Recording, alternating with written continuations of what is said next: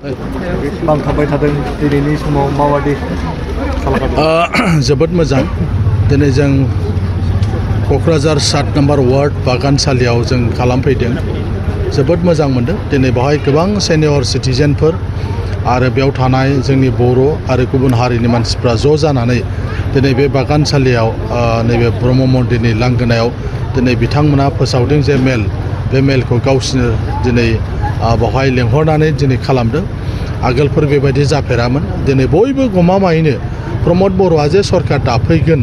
आरो जोंहा सालाकाथियाबो देरहानांगौ दिनै बे बाथ्राखौ बयबो मोनदांनो जायनि थाखाय दिनै क'क्राझार टाउनाव दाख्लैबो गोबां जायगायाव जादों आरो दिनैबो बागानसालियाव माने बेबायदि आगोलफोरनि बिसायख'थिफ्राव जाफेराखै मानोना गोबां बिसायख'थियाव जों बाहागो लाबोदों नाथाय बेबायदि सावरायलायनाय टाउनफ्राव आगोल जायामोन नाथाय दिनै एइबार आलादा जादों बेवहाय सावगारियानो आलादा बेनिखायनो दिनै जोङो जोबोद माने गोग्गायै जों बुंनो हायो जे सालाकाथियाव जों गोबां भट मोननानै जों देरहासार जानो हागोन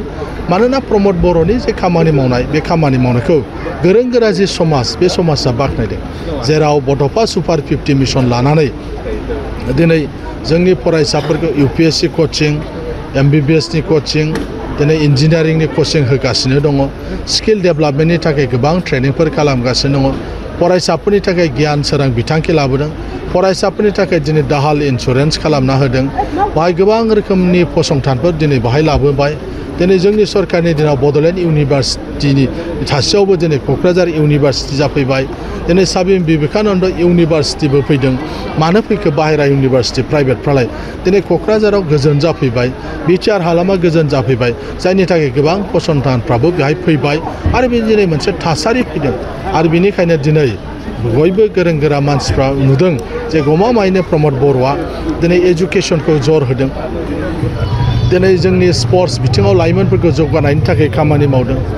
एग्रिकालचार बिथिङाव दिनै एग्रिकालचार मिशन लानानै खामानि मावदों दा गोबां रोखोम खामानि मावनायखौ नुनानै बे 5 बोसोरावनि गेजेराव जिहेतु कभिड बेमारबो दङमोन 5 बोसोर मोजाङै मावनो हायाखै बे बिसायख'थिया डिसेम्बरावसो जानांगौमोन नाथाय एप्रिलावनो MLA नि इलेक्सन जागोनखाय आरोबाव 3 दान सिगांनानै लाबोनो गोनां जादों साहस मोनसे खालामदों प्रमद बर'आ दान 3 सिगां खुंबाबो जेबो नङा मानोना प्रमद बर'नि दैदेननाय सरकारखौ जिहेतु रायजो राजाफ्रा मोजां मोनखाबायखाय दिनै साहस खालामनानै दान 3 सिगांबो बे सरकारा दिनै बे बिसायख'थिखौ खालामदों आङो दिनै गोग्गायै बुंनो हायो जे सालाकाथि समस्थियाव गोबां भट मोननानै जों देरहासार जानो हागोन।